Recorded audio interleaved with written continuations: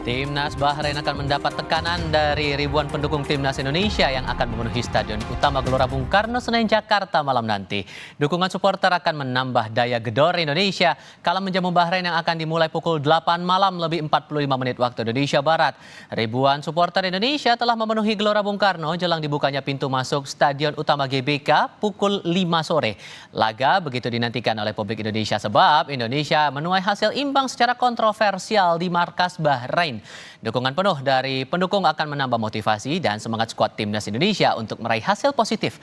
Tambahan 3 poin penting untuk menjaga peluang ke Piala Dunia 2026. Skuad Garuda punya poin sama dengan Bahrain yang ada di urutan kelima. Kemudian tertinggal 4 angka dari Australia dan 3 poin dari Arab Saudi. Sementara Jepang yang sudah dipastikan lolos mengumpulkan 19 poin. Waktunya kita pantau keadaan terbaru dari Stadion Utama Gelora Bung Karno, Senayan, Jakarta bersama jurnalis Kompas TV Fedriska Ananda. Makin ramai tampaknya di belakang Anda ya Fedriska. Cerita lebih banyak dari sana. Ya, benar sekali Tifa dan juga saudara, makin sore makin ramai para penonton ataupun supporter Timnas ini memadati Plaza Barat. Tempat saya melaporkan saat ini untuk memasuki area GBK untuk menyaksikan Indonesia melawan Bahrain pada nanti malam. Di mana Tifa sebetulnya dari penyelenggara sendiri ini akan membuka gate ini pada pukul 5 sore. Memang lebih cepat akan dilaksanakan ataupun dibuka gate begitu. Namun memang waktu ini dipilih agar supporter Timnas yang kemudian melaksanakan ibadah puasa dapat berbuka puasa terlebih dahulu di dalam secara santai begitu ya, sebelum akhirnya memasuki area tribun untuk menyaksikan pertandingan Indonesia melawan Bahrain pada nanti malam. Di mana kalau misalkan informasi yang kami dapatkan juga Tifal dan juga saudara, memang ada beberapa pintu masuk yang kemudian dapat menjadi titik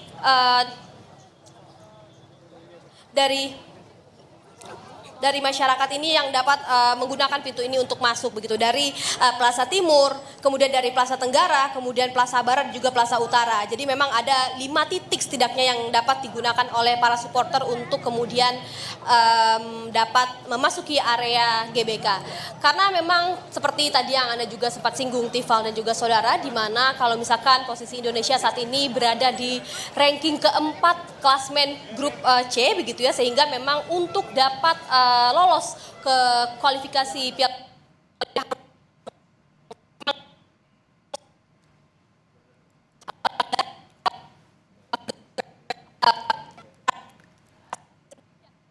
Mohon maaf kami alami gangguan komunikasi dengan jurnalis Kompas TV Fedriska Ananda yang tadi melaporkan langsung di Stadion Utama Gelora Bung Karno jelang pertandingan Indonesia melawan Bahrain akan berlangsung malam nanti pukul 8 malam lebih 45 waktu Indonesia Barat. Dan jelang laga hidup mati melawan Bahrain, pelatih Timnas Patrick Kluivert menargetkan kemenangan melawan Bahrain. Selain faktor mental, strategi juga akan dimainkan Kluivert malam ini. Pelatih Timnas Patrick Kluivert diprediksi akan menggunakan formasi 3-4-3 dengan kemungkinan masih menempatkan Marten Pas sebagai penjaga gawang. 3 bek tengah bakal diisi oleh kombinasi terbaik Rizky Ridho, Jai Ijes, dan Justin Hubner. Sementara gelandang tengah kemungkinan akan dipercayakan ke Tom Haye, Joy Pelupesi dibantu Kevin Dix dan Calvin Verdong. Kemudian Ragnar Oratmangun, Dean James, dan Ole Romani disebut bakal mengisi posisi depan.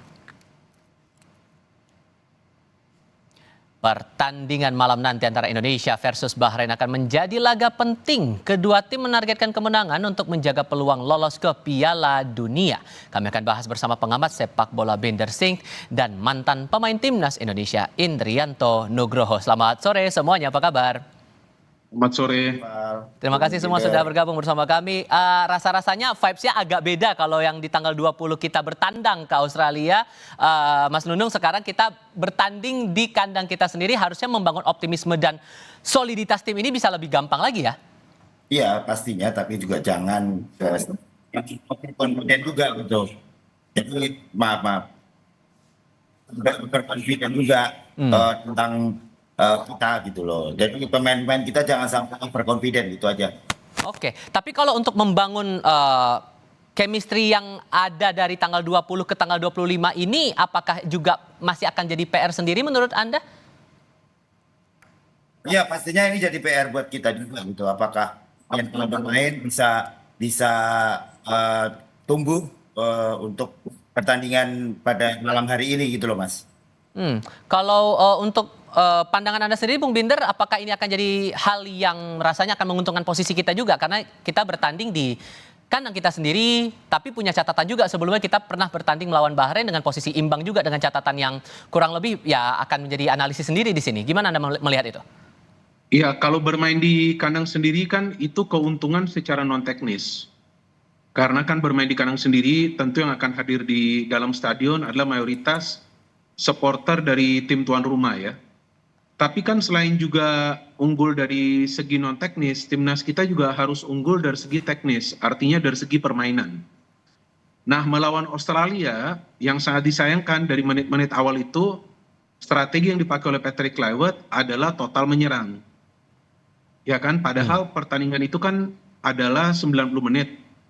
Jadi kalau di awal sudah main terbuka, main agresif, dan kemudian gagal mencetak gol, kena counter attack, kemasukan 2 gol secara cepat, ya tentu kemudian membuat situasi di atas lapangan bagi timnas kita semakin sulit.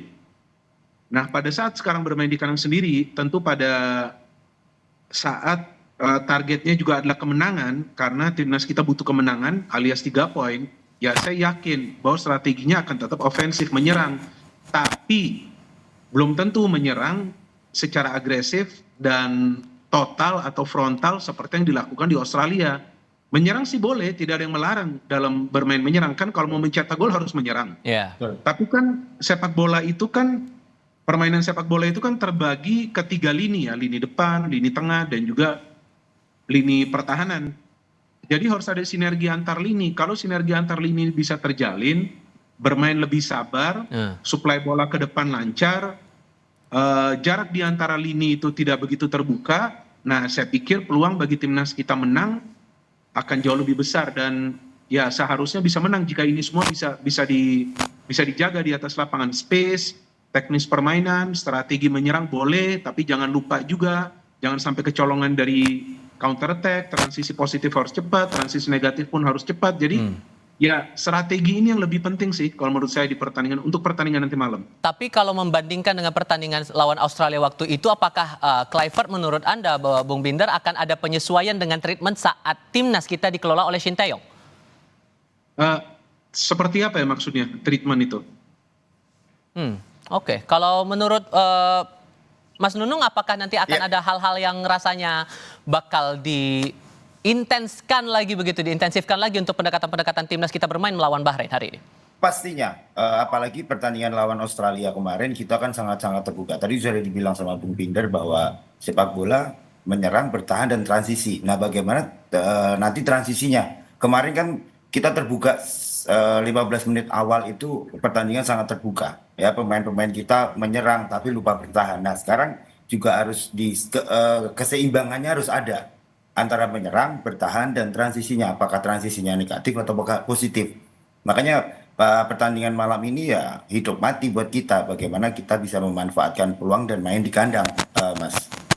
Oke. Kita coba lihat untuk formasi. Ini prediksinya kan formasinya bakal diterapkan 3-4-3. Kalau menurut Mas Nunung sendiri, kira-kira dengan formasi ini melawan Bahrain yang kita pernah punya catatan sendiri melawan Bahrain, hal apa yang rasanya wajib diantisipasi di sini?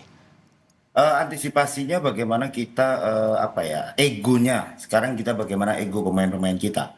Apakah ego ini akan dimunculkan lagi di pertandingan malam hari ini? Ya semoga tidak gitu loh. Bagaimana kita harus membangun chemistry di kandang sendiri, ya kita harus membuat suatu gebrakan gitu. Bagaimana kita harus menyerang.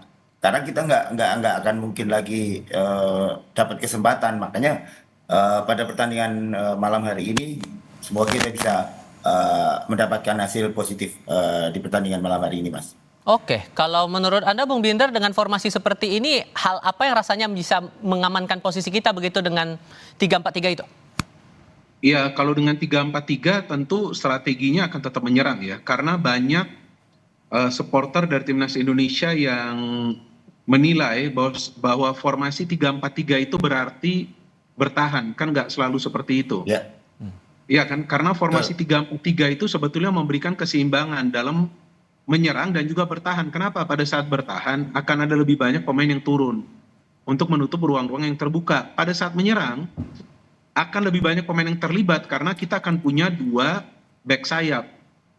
Jadi sekarang kalau strateginya adalah menyerang, memakai 3-4-3, kalau asumsi saya, penyerangan akan lebih banyak dilakukan dari sayap, tapi juga melibatkan aliran bola dari ruang pertahanan. Karena kalau yang dipilih nanti yang bermain di belakang itu adalah Jay Itzes, Justin Hubner, dan juga Rizky Ridho, jika ini 3 pemain yang dipilih untuk main di belakang dari awal, 3 pemain ini punya kemampuan memberikan passing ke depan secara akurat. Jadi asumsi saya, ini 3 pemain di belakang ini juga akan ditugaskan untuk memberikan suplai bola. Bisa langsung ke depan, bisa langsung ke sayap. 2 pemain di tengah itu harus pintar mengatur tempo transisi ke depan, dan juga jangan lupa untuk mengcover area di tengah, karena salah satu kelemahan dari timnas kita di Australia itu adalah lemahnya lini tengah kita. Tom Hay dan Nathan, kemudian Ivar Jenner masuk pun nggak bisa melakukan pressing. Bahkan mereka sulit mengalirkan bola ke depan. Artinya lini tengah juga untuk pertandingan nanti malam ini harus proaktif untuk pressing, untuk aliran bola, tapi mungkin mereka tidak akan terlalu banyak terlibat dari segi pergerakan. Karena back sayap maju, penyerang sayap maju, ada juga penyerang di depan, itu sudah cukup banyak pemain yang ikut terlibat. Palingan aliran bola mereka yang harus konsisten dari lini tengah. Tapi 3 back di belakang, jika memang memakai formasi 3-4-3 ya, kita kan masih tunggu. Karena kan pada saat Kluivert ini dikontrak, kan yang beredar banyak di media-media kan bahwa formasinya akan dirubah menjadi 4-3-3, dan dia buktikan di Australia 4-3-3. Yang sebetulnya tidak salah juga, cuma cara bermainnya saja yang tidak ideal ya pada saat itu ya, tapi formasi kan nggak bisa disalahkan. Nah jika pakai 3-4-3, ya 3 back di belakang itu harus juga punya kemampuan passing bola ke depan, karena jika Bahrain main bertahan, pasti Bahrain nekannya itu di tengah. Nah jika dari belakang bisa memberikan bola ke depan secara akurat, itu juga bisa merupakan salah satu cara untuk menciptakan peluang. Bukan berarti long ball passing, enggak ya, tapi yang namanya direct. Direct passing itu juga bisa menjadi bagian dari proses membangun serangan. Cuma pemain yang nanti dapat bola harus memberikan bola kembali ke pemain yang nanti mencari ruang secara tiba-tiba di kotak penalti pertahanan tim lawan. Ya seperti itulah kira-kira. Kalau Coach Nunung kan lebih paham sebetulnya. Kalau Mas Nunung gimana melihat, apalagi kalau saya bahas di lini depan begitu, Ragnar Oratmangun diprediksi akan mengisi, ditambah dengan Dean James dan Ole Romeni, apakah ini komposisi yang menurut Anda bisa mengamankan posisi kita dalam pertandingan malam ini? Iya, tadi sudah dibilang Bung Binder bagaimana aliran bola dari belakang ke tengah ini yang jadi permasalahan kita di pertandingan lawan Australia. Karena ya sepak bola adalah bagaimana kita cetak gol. Dari cetak gol itu bagaimana kan selalu ada dari pemain belakang ke tengah ke depan. Nah ini aliran bola ini harus secepat mungkin. Jangan sampai lawan membaca apa yang dilakukan pemain-pemain kita. Tadi sudah disebutkan sama Bung Binder, aliran bola harus lebih cepat dan lebih akurat lagi untuk bagaimana kita bisa mencetak gol. Apalagi ini main di kandang, jadi kita butuh, tapi juga jangan terburu-buru. Kita main di kandang buru-buru dan akhirnya semuanya berantakan gitu. Jadi butuh proses juga, butuh ke pemain-pemain ini lebih tenang, lebih bisa memainkan ritme juga. Jangan kita buru-buru. Nanti diburu-buru pasti di babak kedua akan habis. Gitu Mas. Oke, kita coba lihat dulu suasana terbaru di Stadion Utama Gelora Bung Karno. Saat ini tadi di sekitaran lewat dari pukul 5 sore. Tepat pukul 5 sore maksud saya, itu sudah mulai antrean luar biasa, dan sekarang makin panjang ini menuju ke pertandingan akan berlangsung kira-kira pukul 8 malam lebih 45 menit waktu Indonesia bagian barat. Nah ini pasti sedikit banyaknya Mas Nunung juga akan menjadi tekanan buat Bahrain, karena jumlah supporter kita terbilang cukup banyak dengan semangat yang untuk bisa memberikan support positif begitu untuk timnas kita bisa berdampak sedikit banyak kepada timnas kita secara performa. Tapi apakah ini bisa dimanfaatkan betul untuk timnas kita bisa perform lebih total lagi ketimbang tanggal 20 kemarin? Kita akan bahas ini di segmen berikutnya ya. Kita jeda sebentar, kami segera kembali.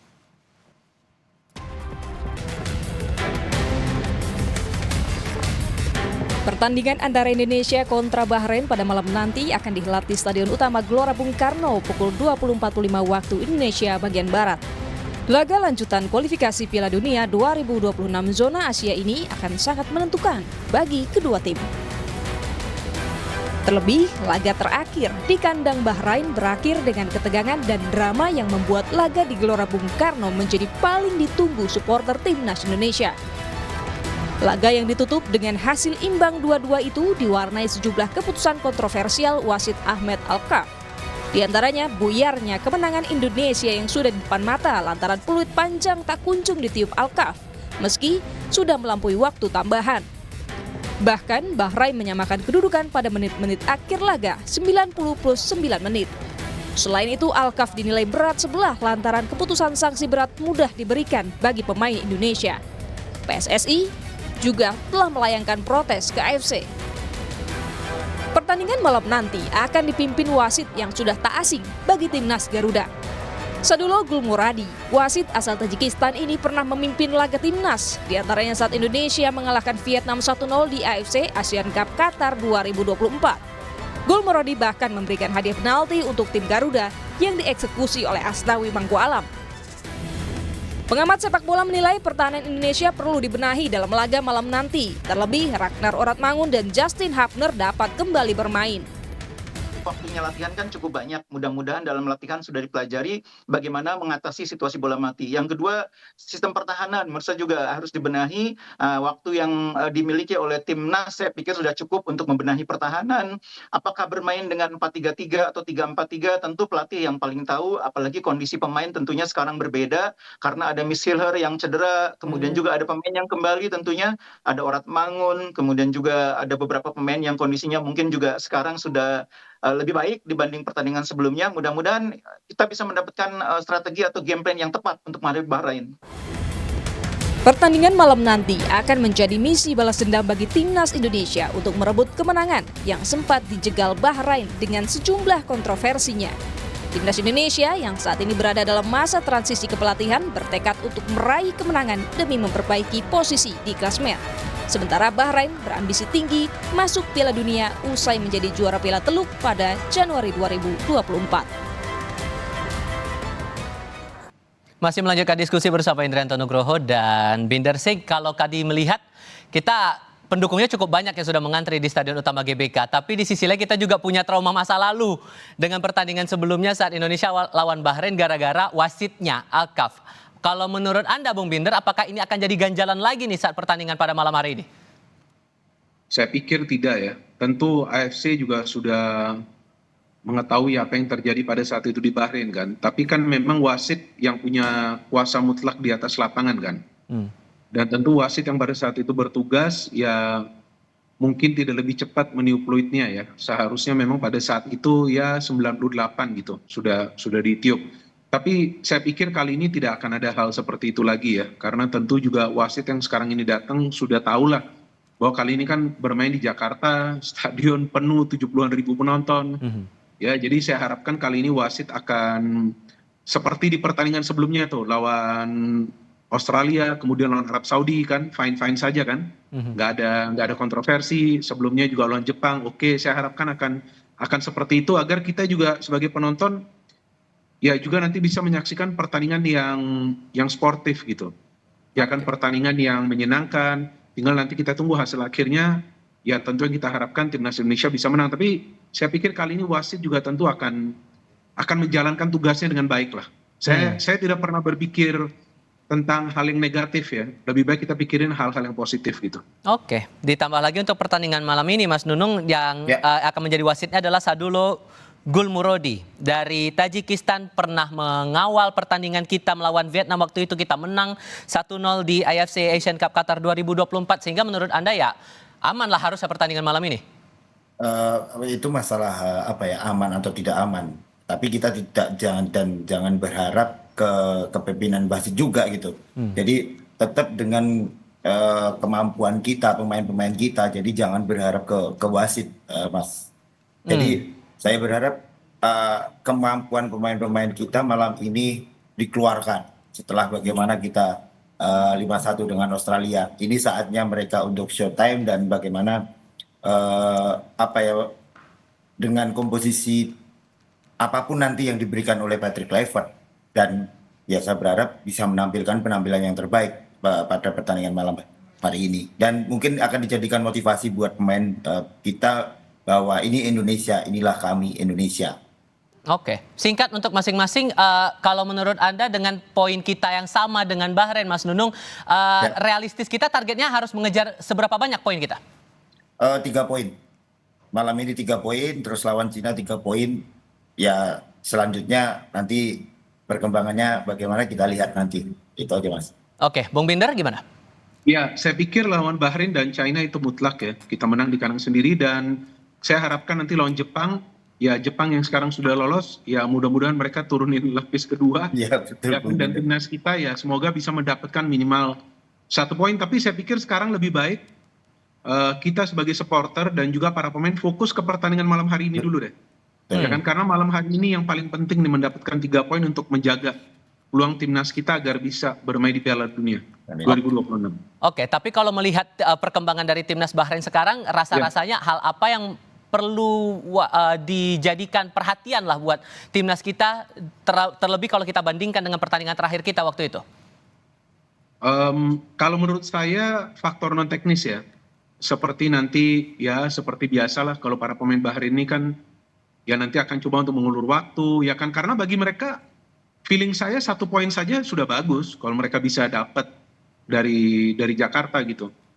Jadi jangan sampai para pemain kita terpancing emosinya dengan cara mereka nanti mengulur waktu, atau mungkin jika mereka ya mungkin sedikit saja kena tackling dari para pemain kita kemudian guling-guling di atas lapangan. Nah, para pemain kita itu harus menjaga emosi. Meskipun kita tahu tekanan ini kan tinggi ya untuk meraih kemenangan ya. Tapi seperti yang tadi Coach Nunung katakan juga, ya harus bermain dengan tenang. Kepala harus tetap dingin. Adrenalin boleh tinggi, karena ini ya pertandingan yang penting. Tapi kepala harus dingin, jangan sampai terpancing aja. Dengan para pemain Bahrain, nanti mungkin yang akan ya menggunakan mungkin saya mengatakan mungkin trik-trik mereka. Karena kalau secara materi pemain, kalau menurut saya, kalau dibandingin secara individu, para pemain kita lebih unggul. Cuman kan yang perlu adalah teamwork, ketenangan, strategi. Nah, itu yang nanti kita harapkan bisa yang terbaik lah bagi timnas kita. Tapi faktor dari para pemain Bahrain yang akan coba untuk memancing para pemain kita, emosinya itu yang harus dijaga. Akan jadi PR sendiri nggak sih untuk mengatur emosi dari para pemain kita, terutama kalau kita merujuk lagi dari pertandingan-pertandingan sebelumnya, Mas Nunung, kira-kira treatment apa yang harusnya perlu ditekankan oleh Coach Kluivert untuk bisa menjaga emosi para pemain kita ini?